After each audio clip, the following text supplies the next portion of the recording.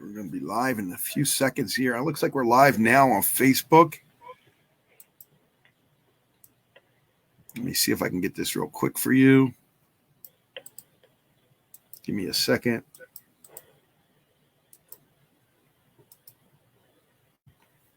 Yeah, I'm not going to follow live on Facebook. I don't want to mess up my bandwidth here on the phone. No, that's fine. Okay. Hi, guys. This is Docg, and this is Docg Presents. And on the phone, I have, and of course, you guys out there at Helms Radio Net.Channel 1 that are listening, we have on the phone a friend of mine. Bruce and I have been friends for a while. He's Grammy nominated. He's a singer-songwriter. Also did a book, author of a book called Billy Shears. And I want to talk to him about that too. But I want to talk a little bit about his life. I want to welcome Bruce Lev to Docg Presents. Welcome, Bruce. Hi, Gene. Thanks for having me on. Hi, everybody. What a pleasure it is. And of course, our friend Anne-Marie Paserno is always around and says hi too. So the bad girl. I love her. So Bruce, tell me a little bit about yourself. How did you get started, number one, as a music artist? Because you've been doing this for a while, right? Well, I mean, like a lot of the folks out there that are really big Beatles fans, it was the Beatles that dragged me in. I was about 13 years old, and I snuck into my sister's room. She had a really cool stereo, and only one album there at the time, which was weird because she usually had more. But I put it on and checked out the stereo, and it was like, wow, this is great. What is it? And it turned out to be Sgt. Pepper by the Beatles. So that was my beginning into music. Wow. And then at the same time, about a year or so later, I started playing acoustic guitar. And I used to always like to just kind of make up my own stuff. You know, learn a couple of Beatle covers, sure, maybe. But I really like just messing around and coming up with stuff that sounded good. And, you know, after a while, you start getting these little ditties, and one starts connecting with the other, and, hey, there's a song. Now what do I want to say? And then I started practicing writing lyrics and putting together songs. And so that's how it got started. Beautiful. That's beautiful. And then tell me again how you met your wife. You just said that to me. Oh, that's when I went to school and worked in the D.C. area. And in Washington, D.C., you meet a lot of people from all around the world. So one day I was out with a friend, and he had some friends, and there was an Indonesian girl in the group, and her name was Setio. It still is, by the way. And we started dating, and, 20 years later, here we are with 3 kids in Arizona. God bless you, brother. That's wonderful. Yeah. So you're a music singer, songwriter, and you got involved in this because you heard the Beatles. Is that what you said? Yeah, definitely. I was really just an athlete at the time. I've always been into baseball. I was taking that pretty seriously for a while. So music really wasn't a big deal until the Beatles blew my mind. Okay. Beatles are number one with me too. Still after all these years, right? I mean, Paul Simon wrote a song called, Still After All These Years. And I can't get the Beatles music out of my mind. It's like, it's part of our history. It's classic rock. It's oldies. It's country. And they did every type of sound and music, from 40 songs to whatever they wanted. Amazing. Yeah. Prolific. It was really, yeah. And let's talk a little bit about that too, because as a Grammy nominated award artist, you had to take a lot from the Beatles. You said you like Sgt. Pepper's. Is there any other Beatles music that you liked? I rediscovered Revolver again recently because my son is into it now. And, there's different versions. The UK put out different versions, and the American Capitol Records put out different versions. And, excuse me a minute. So the UK version of Revolver has songs like Your Bird Can Sing and Dr. Robert. Oh, and Got to Get You Into My Life that the American version didn't have. So the Revolver album from the UK version is just amazing. Mm-hmm. And I want people to go back and find the UK version on Parlophone and check it out from beginning to end. It really blows you away. And that's just before Sgt. Pepper. So, and then there's the White Album, of course. Wow, chock full of all kinds of hits, all kinds of weird stuff. And it's just great. So, I mean, sometimes I'll just take all the songs and mix them up in my iTunes program and then burn discs. It's kind of like making up my own album, like Everest used to almost been instead of Abbey Road. Mm-hmm. But anyway, I'm getting ahead of myself because my son is doing that. He's 13 and he's really getting into the Beatles, and it's fun to revisit a lot of these albums and songs all over again. Well, we talk about Abbey Road, right? And in most cases, people don't understand the music that was in there. I mean, come on, it's incredible, you know? Well, yeah, I mean, Paul, they were basically splitting up at the time already. So you got a lot of individualistic songs, like Something by George, and Here Comes the Sun, obviously. And John was into, like, Come Together and more of a rock and hard-driven message. And then Paul was getting more into, like, you know, side 2 with the medley, where he had a lot of stuff that almost could have been on Ram, which was soon after on his solo career. So it's really interesting when you dig into it, and then what happened after that, you could really follow their career paths. And Abbey Road was a really great taste of what was to come, even. Yeah, that's absolutely true. So your inspiration is definitely the Beatles. So name some of the songs that you were nominated for. Well, I guess the first disc of mine that made it to the Grammy ballot was called The Declaration of Independence, but with a CE at the end, a TS at the end, like independent artists. Right, independence. The Declaration of Independence. Right. Artists. And it was a mix between like some rock music and adult contemporary. Okay. So, you know, songs like Bell Bottom Girl and 20th Century Man did really well. Not as individual songs on the Grammy ballot, but, you know, in some of the other independent artist awards, like the Josie Awards, they said that my song 20th Century Man was their rock song of the year, and that was fun. I got to play that on stage. And then 2 years ago, I kind of went off into more of a new age style because I have some guys here that are just phenomenal musicians. Right. And they were like in a new age style. So I kind of took my Beatlesque music and kind of melded it with their new age style. And we kind of based it on a theme of Sedona, Arizona, which is near me, with all the beautiful rocks and the river, and everything is, you know, new agey. And that landed on the Grammy ballot. And now I did an audiobook version of my Beatles book from 20 years ago, Billy Shear's The Secret History of the Beatles. And now that's on the ballot right now. So if there's anybody out there that are voting members, go to the spoken word category and look for either Bruce, Beatles, Billy Shear's. That'll pop up too. And there it is. And so it's fun. It's you know, like a lottery ticket, you know. The odds are pretty small, but just being on the ballot right. kind of gives you that excitement and that feeling like, yay, it might happen. Right. Maybe I'll be a millionaire. Yeah, I keep thinking that too. You know, and we were nominated for a National Music Award way back a couple of years ago, I think. And Asbury Park Music Award for independent artists for stations. So kind of look at it like this, you know, being nominated is at least thought of. Mm-hmm. And if people think enough about you to at least nominate you, that's bigger than people that don't think about you. So yeah, big thumbs up. You know, like, big thumbs up. Really that's is worthy. The pat on the back. Say thank you guys for what you're doing. We appreciate it. You know, but that's, you know, we shoot for that. You know, we shoot for whatever we can get, you know, for anything. Yeah, dream big. Dream big. Look what would have happened if the Beatles didn't dream big. If they just decided to stay in Liverpool and just be like a club band, you know. Oh, and, so true. So you know, set your goals high. So and it's the ride along the way that if it's fun, great. It doesn't really matter. If it's not fun, maybe you should find another career. And I have to admit, for me, with these like independent shows and even the Grammys, I have to say, it's actually the parties before. Yeah. The whole Grammy week leading up to the show. There's all these parties and things, and you meet new people, other folks that are, you know, doing the same thing you're doing, and maybe you meet some people to collaborate with. You know, have a few drinks, have some laughs. That to me is actually why I've been doing it for so long and pushing hard, because it's been fun. And I hope it continues to be fun. Oh, yeah, it will be. It will be a lot of fun. It will just be fun. It will definitely be fun.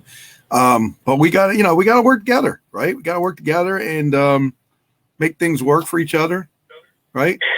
Yeah, I mean, my last album there, I called it Through the Vortex, the Sedona Effect. And I had a bunch of the indie artists come on with me, just like Anne-Marie Paserno and Lisa Coppola, and even my sister. I had maybe 8 or 9 or 10 folks that came along and did, harmonies and played some instruments, and it just made it so much more fun that way too. Now, looking back on your years, Bruce, would you ever have thought that you would have been a music artist? Well, not really. Like I said, originally I wanted to be a Major League Baseball player. Yeah, me too. And boy, that would have been fun. Just put on your spikes every day instead of a suit and a tie. So, and then, everybody has their stories why things happen or don't. And then I ended up in my engineering career, and which I still do. But on the side, my hobby is music. And right, I didn't really expect to be able to, like, the internet was invented. Wow, you could just press a button and everybody could hear your music anywhere. And that was fantastic, like you and I, the old days where you had to mail out like 100 cassette tapes. Oh, God, yeah. And maybe one guy in one station somewhere decides to do like a homegrown show and you get one song on the radio after all that work. But these days, right, we got the internet. It's just so great for us small guys to get us out there. Yeah, it's a lot more fun than I thought it would be. Yeah, it's funny because when you say that, I have to harken back to when I originally started in radio, actually 96, 97, and a few years later, I met a band that disbanded in Colorado, and what I was able to do was bring them back from the dead. Because when I started playing the music, I said, "Oh, this band is really good. Why is nobody else playing them?" And then I started playing them. Then it's like lighting a match and watching it catch fire on the grass, and then watch the whole grass catch on fire. Because we brought them back from the dead, and literally the guy even told me, he says, "Oh my God, I thought we were completely dead. What happened?" I'm like, "Yeah, you didn't get into the right hands." Just as you said, the internet happened. Right. You didn't get into the right hands, and then you found somebody that already had a fan base, and you found somebody that already had a listening base, and they helped propel you even further. And then from that point, they rebuilt and got themselves back together. And as far as I know, they're still still recording and stuff now. So awesome. That happens. So you're their hero. Well, you're like their hero. I just want to give a shout out to a couple friends too. My friend Duncan Farah from the Bay City Rollers is watching. My friend Jackie is watching, and a couple other people are watching. Some people are saying they're having problems watching the video. I don't know why that is. Facebook has been doing some weird stuff lately. And this is going to be on YouTube at another time. So guys, if you don't see it or hear it, my friend Bruce Lev will be there. But yeah, keep making the comments. Sandy Bonson Riley says, hi. I don't know if you know who that is. Hi there. Thanks for tuning in. Okay. So yeah, a lot of my friends are actually awesome people. And I was just, I was recently talking to a lot of musicians about things like this. And Bruce, when you started playing music, one of the questions is, you hope other people like it. Well, did you do it with that premise that you want other people to like it, or you did it just because you wanted to do it? 99.9% because I wanted to do it. That's even my last album, Through the Vortex. I got some criticism because I kind of peeled off from the new age genre and mixed it with like Beatlesque stuff, and gave it some more like songwriting and some more singing and lyrics, and that doesn't really go with new age. And I just felt like, well, too bad, because this is what I want to do. I'm a scientist. I'm going to experiment putting these two genres together. And then we got this really great sounding disc, and sorry, but I love it, and that's what really matters the most. You got to create the art and stuff from your heart. If it's not truly out of your heart, it's really not going to be as much quality and heart. No, I get what you're saying. I definitely understand it. Yeah. So yeah, I totally do these things because I want to do it, which is why I did the book again this year. I kind of felt like I needed a little bit of a break. That last album did well, and I was kind of tired from all the promoting and everything, and wanted to hey, let's go back and do the book again. Let's bring out the Beatles again and talk about Beatles again. Because I can go on all day. Yeah, now like I said, we can talk about the Beatles all day long. I don't have a problem with it. But let's talk a little bit about, you know, the book, because we were just talking about that too, and we'll take questions if people have questions. But you're like me, you have a lot of facts that you wanted to find out, you know, where the facts lead, and let's find out a little bit more about the book with you. Okay, so yeah, since I was 13 back in 1978, could you believe that? I discovered the Paul is Dead mystery and was just totally into finding clues. It was so much fun. Wow, playing records backwards with your finger. Yeah. And we used to go down in the basement of my house and turn the lights off and play Revolution Number 9 and scare the crap out of me. Oh, yeah. That was so much fun. And then I met people that liked the Beatles but didn't know about Paul is Dead, so I'd tell them the whole thing over and over again, play records backwards to them. So finally, at around the year 2000, it was starting up again. People were asking me, and I was talking, and I was like, you know what? I just need to write a book. Just hand them the book and say, here, learn it. But it was like, well, you know, what's the best way to do that? There are other books out there that say, okay, here are the clues. They're there. Check them out. But I thought, well, you know, no one ever actually connected all the dots and said, well, what's the exact story? What's the mystery? What's the solution of this mystery? No one ever wrote the solution. So I decided, let's be like a prosecuting attorney and take all the clues and line them all up and connect them with a story, fill in the gaps, and what would the story be? Right. And let's do it through the eyes of Billy Campbell, the guy who replaced Paul, supposedly. Because if you know his story, then all the clues will make sense. Yeah, let's talk about his. Your album. Yeah, let's talk about his story, because that's going to put us in perspective of your book. Right. So here's a guy who was very talented. Supposedly grew up in Scotland or Edinburgh, they would say, and he played music, just, you know, was into the new types of music. He liked the Beatles, and, you know, he had quite a resemblance to Paul McCartney, and people would say that to him, and, you know, he would just blow it off. And then one day he gets a call from George Martin, let's say, and, you know, hey, we have a problem here. You know, Paul just got killed in a car accident, and we don't, you know, want to lose the Beatles' fame and fortune. We want to keep this along. You know, we thought that maybe we could find somebody to replace Paul in secret, and you're just the guy. You know, you want a look-alike contest or whatever. And so at that point, you're faced with this question, and you could put yourself into Billy Campbell's place.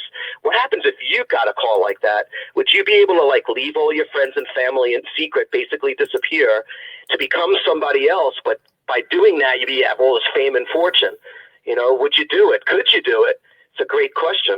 And so that's like the introduction to Billy Campbell. And then from there, eventually says yes. And the rest of the book and the story is how he integrates himself into the Beatles. And then him and John, they rearrange one of the songs that Billy Campbell wrote, which becomes Sgt. Pepper. And the funny thing is, I went into the studio, and on my first album I did here called Get Back, funny, right? And it's called A Lonely Heart. I wrote a song that I rearranged Sgt. Pepper, so you could rearrange it in the book. And you can go online. It's part of my audiobook also at the end, where you can listen to my song A Lonely Heart, which is supposedly Billy Campbell and John turned that song into Sgt. Pepper's Lonely Hearts Club Band. So it's all convoluted, but it's a lot of fun. And, you know, once you read the whole thing and hear the whole thing, it'll all make sense. And suddenly you'll be a Paul is Dead expert. Yeah, but remember I was talking to you about audio samples. And, you know, when you're young, your voice changes very little. You know, I mean, it changes from a high pitch as a young boy to an older person, a little bit lower. Right. But it doesn't change the audio sample of what you're doing. You know what I mean? It stays the same. The pitch changes, but the audio sample stays the same. And if you look at Paul's old audio from the earlier times, so I'm talking about with the Beatles before any of the bigger albums came out, you can see that his audio stayed the same. But when you play audio from the new Paul McCartney, isolated, it's different. Why is it? Well, I mean, because Paul is dead. That's the obvious answer. No, I know. I'm just, I understand what you're saying. I mean, that's the thing we're getting to. But why take a fact and well, change that fact. And if people don't believe you, you, they think you're controversial or something, whatever. Yeah, I'm sorry. I think we talked over each other. I missed that last line. No, I said when you take a fact like that, that's undeniably the truth, and you can't change that. Do people think that when you say something like that, you're being controversial, or you just don't understand it? How do you change a fact like that actually changes? Well, what I would say is, it makes me want to dig deeper. It makes me want to listen to those different recordings. And since I have been producing music and albums for so many years, and I consider myself a recording artist, then I could start thinking about, well, maybe if we did this, they might have, purposely changed the pitch a little. Well, you could do that these days with some of the software programs, but obviously in the old days, you'd have to either speed up the tape or slow it down. Right.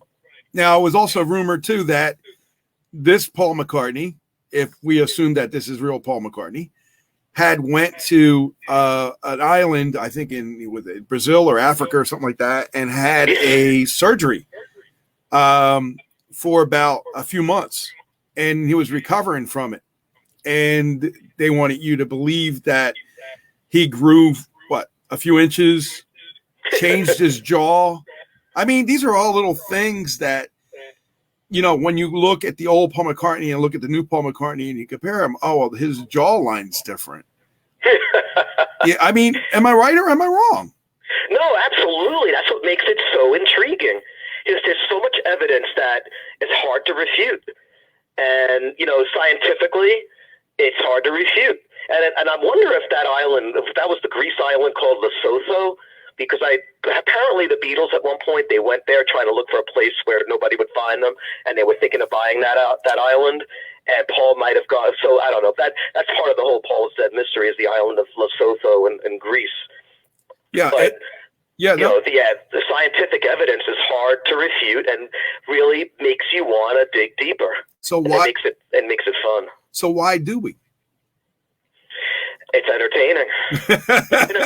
even if people think we're nuts, or they want to argue with us about it, it kind of, again, we're doing it because we like doing it and it's fun. So if they want to argue with us, they're actually feeding the beast. They might as well just say, okay, you're right, and let us have our fun. And then everybody would be happier and better off. Now, when you go to these conventions and stuff, Bruce, do you get more questions about, or somebody will say something to you and you're like, oh, I didn't know that?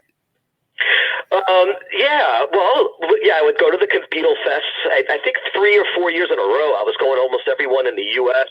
and England and Liverpool. Oh, it was so much fun. And I would do those lectures, and people would be hitting me with some good questions. And every once in a while, there'd be a tidbit or so, especially when some of these Beatle folks would come in and sit in on me and bring up something that they only would know because they knew Paul. Like Billy Kramer did that to me early on. And he said, why, if Paul's dead, then how come I saw him the other day and hung out with him and had a beer? And so, I'd have to be quick on my toes and try to, show some respect and just tell Billy, well, you don't know what you're talking about. So, you get some new clues. And that's part of the fun. Part of the whole fun is people coming up with their own clues. Go through the music, go through the literature, and find things. I set up a website where I was accepting new clues from people around the world, and I listed them out. So you could go to that page even now at billyshearsbook.com, and you would get to that. So it's part of the fun, people even just making up clues. Oh, wow. Okay, cool. So I wanted to ask you this question too. So when people, are questioning things, and that, there's no way it could be really true. Do you, you just answered the question, really. You just tell them to go, research it better. Well, if they have a clue or something, I don't mind. I don't mind people disagreeing with even my clues, or if they have a clue that I haven't heard of before and it really doesn't make sense, I'll just kind of give them a pat on the back and say, hey, great job. Wasn't it fun looking, because I know they're having fun with it. I don't want to ruin their fun either. Yeah, it is. It's kind of scary, at the same time. I mean, I don't know if you know about it, but I'm sure you do, that there was a paper in the U.S. that actually printed Paul was dead. Which year? Because I know that started 1969. I think one of the universities.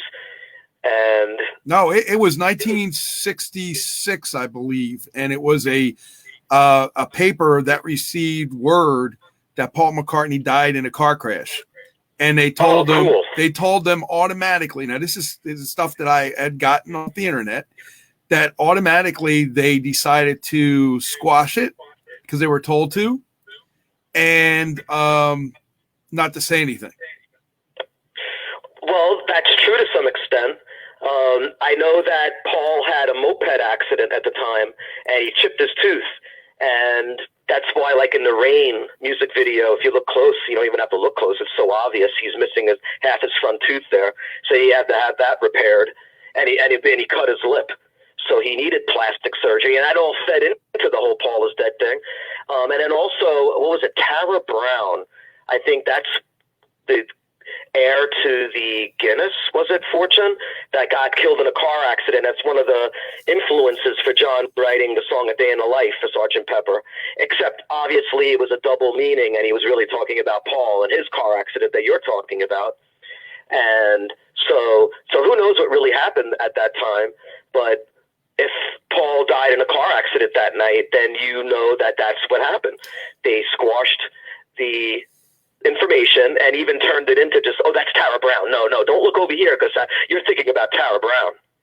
Yeah, and that's what I'm talking about too. If you have credible evidence, that why would they get something like that if it wasn't true?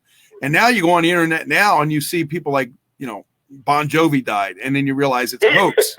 No, I mean, then you realize it's a hoax. So I think what happened is, digital entertaining is kind of like, the 15 minutes of fame, and people try to do these stupid things by saying these celebrities have died, and they really haven't died.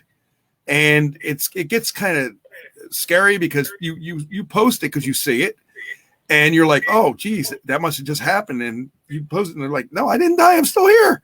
I didn't die. So, you got to deal with that today. But back in '66, there was none of that. Right. It was hard to find out.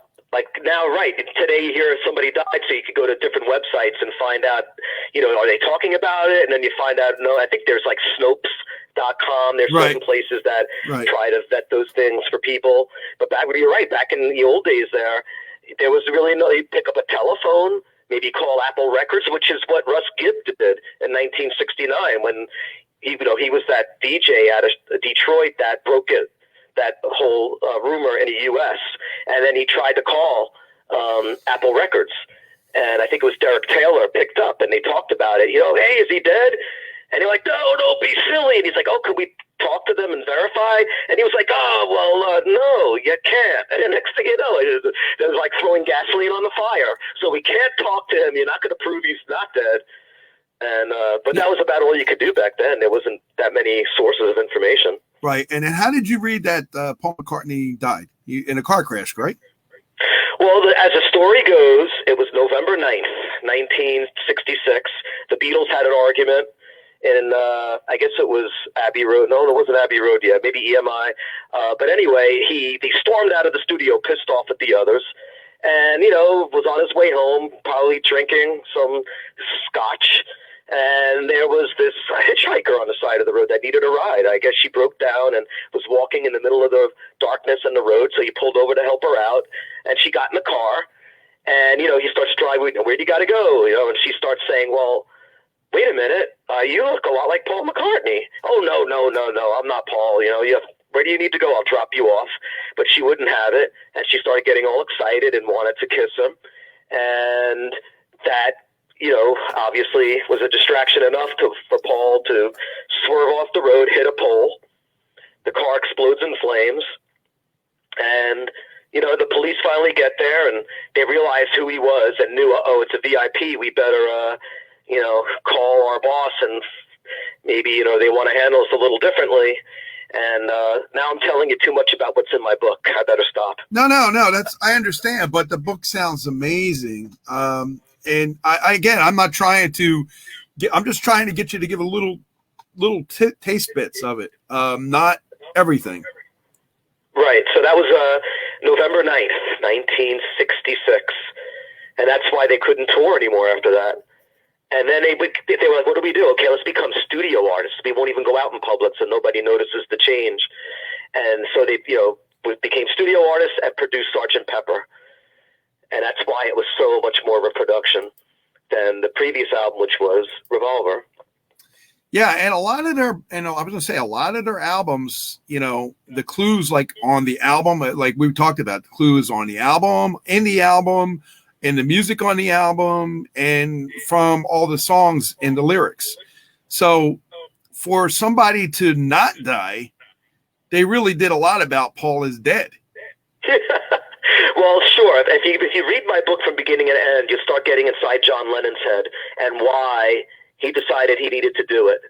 And to give you a little bit of a clue of why would be that him and Billy started to fight. Billy was a great songwriter and producer on his own right. I heard that, yeah. He started almost kind of taking over the Beatles, and John obviously didn't like that. So he started to threaten Billy with, if you don't, back off a bit, I'm going to tell everybody that, you're not really Paul. And to do that, he decided, let's put clues in all the music as kind of like blackmail. Like, nobody's going to figure this out unless you go along with it. But if you start messing with me, I'm going to make a call to a radio station in Detroit, let's say, and tip off a DJ. And so they kind of played along. That's why there was a time difference between when Paul died in 66 and all the rumor broke in 69, because there was this buildup between John and Billy. And that, by 1969, I guess Billy really didn't care. He's like, you know what? I'm getting tired of this. I want to be who I am. And John said, all right. And he dialed the number to Russ Gibb in Detroit. Wow. This is just so much stuff in this book. I mean, it's just, yeah, go ahead. Yeah, no, say where people can get this book. Well, I mean, the book itself is on Audible and iTunes. So, I mean, you just have to, I guess you could Google Billy Shears, The Secret History of the Beatles, or Billy Shears and Bruce Lev, or you could go right to my website, BillyShearsBook.com. And here's something else. If you go to that website, at the bottom of that page, you'll see this information about a CD I did. After I wrote my book, I did like a 64-minute lecture, like the PhD version for the really, really, really serious Paul is Dead fans, where it's almost like a radio broadcast of my own, where I go into a lot of the clues, and I actually play the music backwards on my CD so you don't have to. And I really get into it. It's really cool. And that's also on that same page, BillyShearsBook.com. That's just amazing. I mean, you're just like all over the place with this.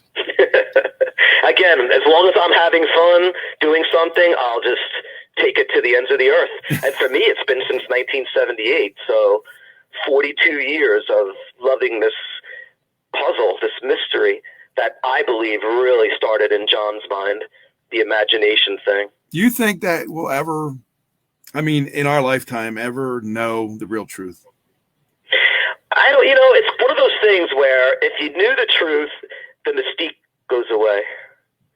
Where it's almost better to not know the answer so we could argue forever and keep looking. So I think whether it's Paul or Billy right now, I think that particular person is doing the right thing. Let everybody just fight over it. Let it keep going. Don't ruin it by giving away the answer. Yeah, it just keeps you on the edge of your seat. It's like an ever evolving mystery novel. That's right. With more pieces of the puzzle coming in, and it's like, where's this piece go now? And then Paul threw more fuel on the fire over the years by some of his solo work. He throws clues in about being dead. Like that one album in the mid-'90s, Paul is Live. And on the front cover, there he is walking across Abbey Road again, with bare feet, just by himself with his dog, with his sheepdog. Yep. And he's making fun of the whole thing. And that's just great. I love it. Whether it's Billy or Paul, it doesn't matter. The guy's having fun with it all and kind of egging people on. And then that's what great artists do. Paint the painting, write a song. And it's the person on the other side that's looking at it or hearing it that gets to decide what it is. And if it turns them on and they get all weirded out, or they have fun, or they makes them go listen to more records, great. That's what an artist does. Yeah, and I just found the other day, really, it was probably a couple of weeks ago, where Paul talks about all his songs. And I think I told you this, that if Paul is not Paul, and Paul is Billy, as we say, he had to learn all that. Somebody had to tell him the meanings of him and John Lennon, or, how he created the songs. And, he created Yesterday through Scrambled Eggs. And, like I said, I've been a big aficionado for years as well, but not as huge as you are. I mean, you're definitely into it way bigger than I am. But yeah, 40-something years. But that's the investigation, the detective in you that investigates all the little probabilities of what could be and what may not be. And I'm going by what I heard in that interview, and it sounds like it's really Paul.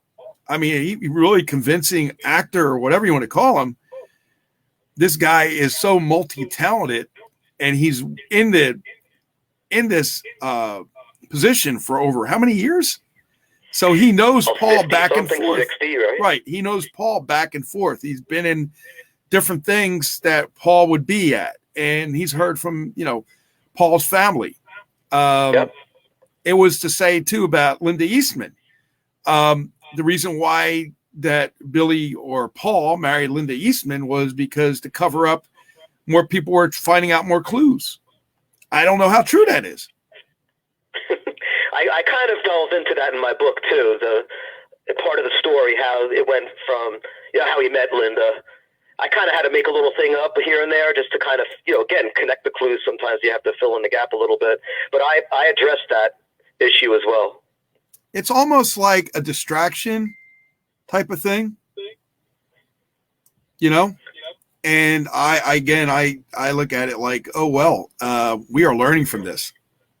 We're really learning from this. We're learning that, whether it's true or whether it's not, there's so much controversy here that both sides are, like you said, are constantly looking for different things to say, well, that's not true. This is true. That's not true. This is true on both sides. So as long as that keeps going, argument's going to keep going. Yeah, and people will continuously go back to, like, everybody even listening now, if they never heard of Paul is Dead, a lot of people now they got to go back and listen to all the albums again, and then they're just going to get caught up in it. It's just, you can't help it. The songs are so great, and then the music is the production, everything about it's so great that it's enjoyable to listen to them again, and this time with that thought in your mind and your ear, listening for all those little things in the background. And especially when you get into Sgt. Pepper, or even in Revolver, there's a lot of stuff that you could pick out. But once Sgt. Pepper, it just exploded. There's clues all over the place. On the front album cover, if you cut the visual image of the Sgt. Pepper bass drum, the words Lonely Hearts appears across the center section. If you take a mirror and hold it at a right angle to the cover, cutting the words Lonely Hearts in half, and reflecting the top half onto the bottom half, you'll see the words, "One He Die." Yeah, I heard about that before. It's such a great clue, and so people even hearing this today, go back to the music with, that little, with your ear perked for all those strange noises or words or the backmasking, some of the words that are being said in backwards, to play them forwards. And I do that on my Paul is Dead CD that I mentioned earlier. Yeah. To make it easier. And it's just so much fun to do. And that's why I hope it never ends. I hope Paul or Billy or whatever never tells us the answer. I hope the last words that this guy, Paul or Billy, ever say on his deathbed is, and the answer is. Yeah, that's funny. Well, we know that Ringo, before his last tour said that Fall, he calls him Fall, he said, I have so much to tell you, everybody. I just don't know how to do it. So, Yeah, I don't know if he's style. playing into it or what, but anyway, I want to talk a little bit about some of the clues on the albums. Now, one that I remember really was a big one was, of course, I buried Paul at the end of Strawberry Fields Forever, but it's actually Cranberry Sauce. And the backward masking of Turn Me On Dead Man. Can you comment on them, both of them, for me? Okay, yeah. On the White Album. Well, Strawberry Fields, obviously the Beatles just got done touring. And, of course, Paul died, right? So there's this transition going on, and they're becoming studio artists. And John was a huge fan of Lewis Carroll, who also was the author of, Through the Looking Glass and Alice in Wonderland, and all the clues and mysteries and puzzles within his works. And John was a huge fan of all that. So, there is a big reason why John decided to get into that kind of artistry. Mm-hmm. And so at that particular time when they're recording Strawberry Fields, John, I guess Paul was, Ringo was doing drums for the track near the end. And John kept yelling and into the studio and was being picked up by the microphones, by the drums. So you could hear John saying, "Okay, Ringo, that's enough, calm down." And so he kind of liked that. So he started saying the words cranberry sauce because he knew it sounded like if he said it a certain way, it would sound like Paul is dead. So he was doing that stuff on purpose, just like Lewis Carroll would do. And there was a few in the outtakes on the Beatles anthology CDs. There's some outtakes that actually are a little bit clearer. And you can hear him kind of working it, where he's trying to say, you can hear him trying to work it. And he got it. He got it right. So it sounds like I buried Paul. Yeah. But it could also be taken as cranberry sauce. So he had his excuse, his way out. Yeah. Saying that. But yet he was. So very clever. And then the ultimate one really, really is number 9, on Revolution number 9, on the White Album. There's a lot of stuff back in there. Yeah. Weird, great piece of audio, visual, psychedelic music. And he found, as the story goes, he found a studio engineer saying the word number 9. But it might have been in the files of things that, sounded one way when you play it one way, and if you reverse it, it says something else. But anyway, according to John, he liked just the way the guy was saying number 9. And he decided, I'll throw that in there. But when you play that backwards, it very clearly says, "Turn me on, dead man. Turn me on, dead man." Yeah. As if in reference to A Day in the Life on Sgt. Pepper, where John sings, "I'd love to turn you on."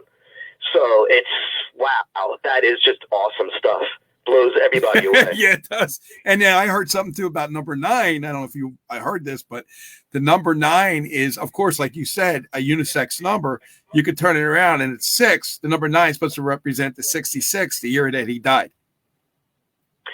That's a good one.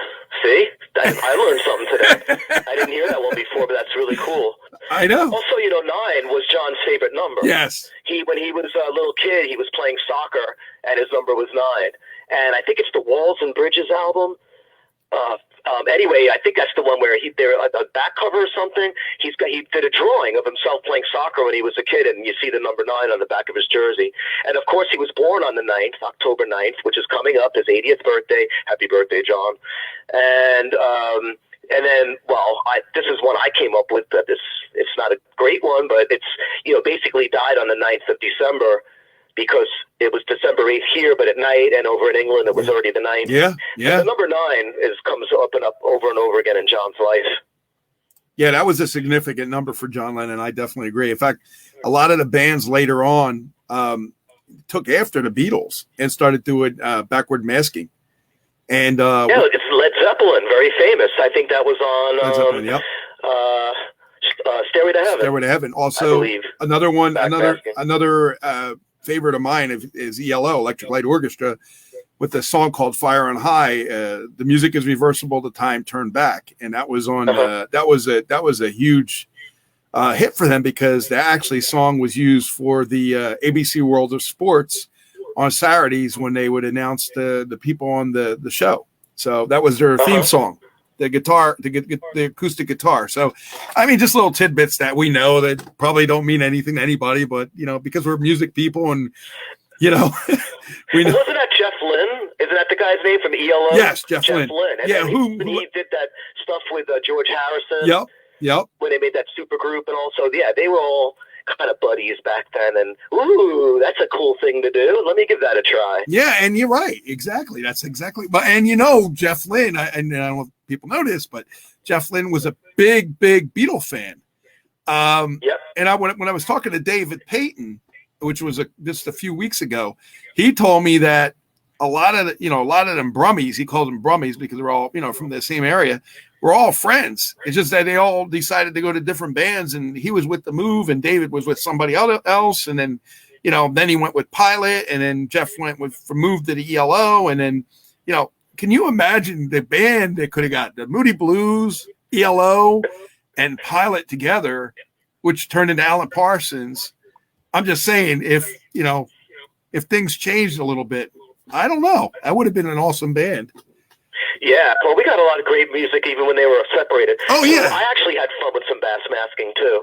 And on my previous album, that Declaration of Independence, I did a version of one of my other songs that people liked, and I made it into like my own little revolution number 9. It's called Bell Bottom Girl number 9. And there's this whole center section where I just went crazy and did weird stuff, and I have back masking in there. So I had a little bit of fun with that too. How could I not? I love it so much. I had to do something with it. No, Bruce, we got to talk about your music, because now, how do people get your music? Say, I don't think I have that much of your music. Okay, well, just go to brucelev.com. brucelev.com. And on that page, you have the links to, SoundCloud and all the other, Amazon. Yeah, and you can hear all my music. And some of it I have links to that you could stream it for free. So Bruce Lev, L-E-V is my last name, V as in Victor, brucelev.com. And, you could find almost all of my stuff there. Yeah, now a lot of your music, of course, if somebody wants an autographed CD, how do they get that? Just email you? Yeah, they could do that. They can contact me through my website. Lord knows I've got some boxes sitting in my closet that I could always whip out a copy and send it in the mail. That's all good. Oh, wonderful. That's wonderful. So back to the Beatles. I want to get back to some more clues on some of the albums. And, of course, there was a lot of clues on the Abbey Road album. For sure. So let's go over some of them clues. One of them was them walking, which everybody says. One is the grave digger. One is the pallbearer. One is the usher, the preacher, and then one is just a person to watch them. Yeah, I think John was the preacher. Paul's is death. He's barefoot, which is the way they bury bodies in Italy, right, according to the Cloisters. Right. George had the dungarees on, so he was the digger, and then Ringo has the black suit, so he's like the Undertaker. But yeah, the whole thing with him being out of step and barefoot, his cigarette he's holding in his right hand, though he was a lefty. Right. It's pointing down, so obviously that must mean he's dead. And another great one, you have that little Volkswagen, yep, the Beetle Volkswagen, yep, which is a Beetle, right? Yep. So there's 5 Beatles on the cover, right? And it says a license plate. If you zero in on it, it says 28 if. Where Paul would have been 28 if he didn't die. Right. But in reality, he really only would have been 27. But the good Cloisters, they say that, well, if it's like in the Hindu religion, which George was into, they add an extra 9 months for when you're in the womb. That would make Paul 28. So there you go. It's a real clue. Wow, that's really cool. Yeah. So let's talk about some of the songs on there. Golden Slumbers, Carry That Weight. It's all self-explanatory, right? That and whole even little, Come Together, yeah. John sings a whole bunch of stuff. Well, of course, 1 and 1 and 1 is 3. There's all kinds of references to the number 3. Yes. Beatles music, right from when Paul supposedly died on. And why would they keep bringing up this 3 and so on? Well, obviously there's only 3 remaining Beatles. But so John sings that and Come Together. He's got hair down to his knees, where some people believe that your hair and nails still grow after death. Right. A little bit. The body processes continue a little bit. So a lot of references to death, and eventually a lot of these clues are directed directly at Paul. In fact, let me jump ahead a little bit here real quick. Go ahead. Sure. If you go to John's solo career, and there's a song that he wrote within the first year or so called How Do You Sleep? Now it starts off, so Sergeant Pepper took you by surprise. You better see right through those mothers' eyes. Those freaks were right when they said you were dead. The one mistake you made was in your head. How do you sleep? So there's John basically admitting it. Whether he's just egg everybody on some more, fine. But for those that say, "Oh, it's all fake, it's all ridiculous, you're all a bunch of, you're just making it up." Well, here's John. He's saying it. He's playing into it. He's making it a reality just with that one line out of his song. And isn't that what it's all about? The whole premise, and you got to agree with me here, whether it was believable or not, is to sell more albums. So if you have clues on an album, people are going to want to see it. People are going to want to hear it. People are going to want to do it. And the whole premise is to sell more music. They're still selling their music, 50 years later? Yeah, they're making it better and better. They keep redigitizing it and cleaning it up and making it Dolby 5.0. We were just listening to it last night, me and my son. He made his own mix. And like the Sgt. Pepper CD that came out, the 50th anniversary, anybody listening out there, buy a copy of that redigitized CD, the 50th anniversary. You could buy the simple version. It's just the one CD for like $20, whatever, or even $10 now. It'll just make you cry. Yeah, I have the box. So clear. It's so amazing. I have the box of their best, which is a box of every album they did, including their rarities.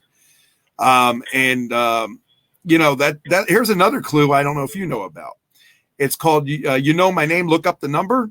Well, I love that song. Yeah, it's a really John Lennon ditty, crazy song, and you get your Paul in the background. They say he's like gasping for air. He's going like that. And they said in the song, if you think about when you're looking for somebody's number and they're not there, they're dead. Yep. Oh, and just to jump to another clue that kind of goes along with that, if you take the Magical Mystery Tour album and you hold it up to a mirror, and then the letters on the front are kind of spelled out with diamonds or stars. Right. Well, if you hold that up to the mirror and read it backwards, there's a phone number. 8467132, I believe, and there was a radio station back in about 69 or so that called it up and got a guy on the other line that says, Paul's not here now. It was actually Paul's clean old grandfather, but you're getting hot, Jack, and hung up. And so anyway, the whole thing would look, My Name, Look Up the Number. Right. There was a whole big clue about a number. And a lot of their, I was going to say in that also with that, there's so many other, look, we can stay all day long and talk about clues. I could spend 4 or 5 hours on just the clue research that I've done and a lot of the stuff that you've done and put them together. And we could, spend the whole day like on a podcast all day long. I'm just talking about Beatles clues. Well, that's why I kind of wanted to put my book into an audio format. Because a lot of people don't like to read. I never really did. But if it's an audio book, I'll sit down and listen to that. And the book goes great with my PhD Paul is Dead CD that I keep talking about as well. Because one is like fiction and it's cool, it's kind of silly, whatever, it's nice. But then the PhD CD part, it just blow you away. And it goes over all the clues, a lot of them, 99 or 8% of them. And I play the albums backwards, so it's really easy to get into it and hear it. So that's all on that same webpage, the BillyShearsBook.com. And so they go together well, and that's why I wanted to do this audio book this year and have them out there so I could send people digital copies and you have it as a pair.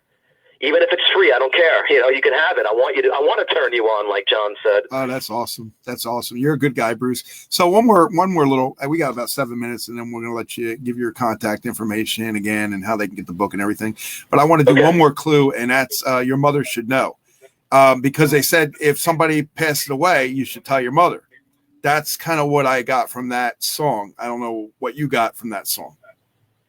Well, my son, for some reason, decided recently that he found something on the internet that said something about, it was something to do with his sheepdog, even though I know Martha, my dear, was about his dog, Martha. Mm-hmm. But your mother should know. Right, so your mother should know. Unfortunately, John and Paul's mothers both died when they were in their teens, and they actually had that in common. It was one of their first emotional bonds together when they first met each other, was they both lost their moms recently, tragically.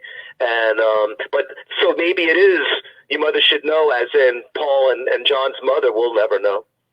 Wow, that's and awesome. That they wish that they should know. Yeah, no, I definitely agree. I think that's a big, huge clue. And if it's a compromise to, where they both work together, collaborated together as singer-songwriters, I don't care what anybody says, but Lennon and McCartney were the best. Just fantastic. In so many different genres, too. Some of the like She's Leaving Home on Sgt. Pepper. Yeah. Wow. The beautiful orchestration with a little help from his friends, right? George Martin. Yes. And, there's the different genres that they both covered. So you put Lennon and McCartney together, and it's like a whole universe. So they take you across the universe. Yeah, I know. That's a good point. That's a good point. But, I was listening to what Paul was saying, or whoever it was, and they were saying, when they created the songs, we were talking about scrambled eggs yesterday and all that. And he says, it really wasn't that easy sometimes. He says, we really had to work on them songs. And you can imagine their heads, pounding. And when he talked about Helter Skelter, now Helter Skelter was supposed to be about a roller coaster, as far as I know. Oh, let me clarify. Go ahead. It was actually in England. A Helter Skelter is a slide, a helical slide in a playground. Okay. So that if you listen to the lyrics, yes. When I get to the bottom, I go back to the top of the slide. Then I turn and I look and I go for a ride, and I get to the bottom and I see you again. Yeah, it's a great song. So it's actually a slide in England, one of those on a playground. It's a great song. Helter Skelter. Now, the thing is with the Helter Skelter, not to go back to this, but in '69, Charles Manson was a big Beatle follower, and he used that as his Helter Skelter murders against all the people that his clan or whoever killed. And of course, he was a big Beatles and Beach Boys. He was friends with Dennis Wilson from the Beach Boys. I talked to Bobby Figueroa. When Bobby came in, Dennis Wilson wanted to be in the front. So Dennis Wilson said to Bobby, he said, you play the drums, I'll go out in front, and you can be the new drummer. And Bobby's like, sounds great to me. But he mentioned a couple times Dennis was talking about Charles Manson many times. Yes, that's right. And when you hear about how that man could have ruined not only the Beatles, but also the Beach Boys' careers by being friends with them. I addressed this in my Paul is Dead CD. Beautiful. So again, you have to listen to my CD separate than my book. Great segue. And it might have been one of the reasons why the Beatles were so adamantly not going to admit to putting clues in their albums, because of that situation that happened in '69, where Manson blamed the Beatles, said, "Oh, it was the clues in the music, man. Made me do it." And so that really scared them, and they were like, "Oh my God, the last thing we need to do now is admit that we put clues in our music." So, and I addressed that in my CD. So for those out there listening and they say, "Wow, I never knew that," you really got to check out that 64-minute CD. And it's just a link. You click on the link off my page, it takes you to, I guess, my Reverb Nation page, where you could listen to the whole thing for free, 64 minutes. It'll blow you away. Beautiful, beautiful. Well, Bruce, we're under time, so make sure you give all the other contact information. And it was a great interview. I enjoyed this so much. I hope you did too. Oh yeah, lots of fun, Gene. Thanks for bringing me on here. Again, people could just go to brucelev.com for my music, or billyshearsbook.com for the book and the Paul is Dead stuff. And it's as simple as that. You can message me through both, and I don't mind chatting about it. And, I hope everybody out there goes back and listens to all the Beatles music again because of it, because, they gave me 40-something years worth of pleasure and fun already, and everybody else should be as lucky to have so much, fun and music in their lives. Yeah, and I don't know what your availability is, but I'm just going to suggest this. You said to do a podcast. I think you should do a radio show with this, bro. I think you should do a Beatles, a Clue radio show, podcast, book, radio, whatever you want to call it, and just do this once a week, once a month, and I'd be happy to host you. I don't care about that. Sure, let's do it. We'll talk about that. All right, sounds good. Maybe once a month, so we don't, aggravate too many people out there. Listen to the Beatles. Well, you can break down each album, and you can go through each clue, and you could get people to contact you and call you and say, I was this, I did that, and I researched this. Let's get the folks out there listening. If you guys out there listening and you want to hear me and Gene talk more about Beatles and the Paul is Dead mystery, send a message to Gene. Let's hear from you out there so we could know that you really want to hear it. Absolutely. All right, Bruce, thanks a lot. It was nice talking to you. Yeah, thanks again, Gene, and take care, everybody out there. Enjoy the Beatles.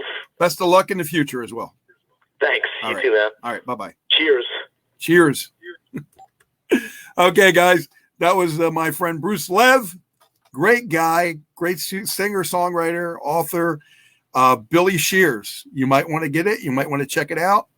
And that is billyshearsbook.com or brucelev.com. Have a good day. I'll see you again soon.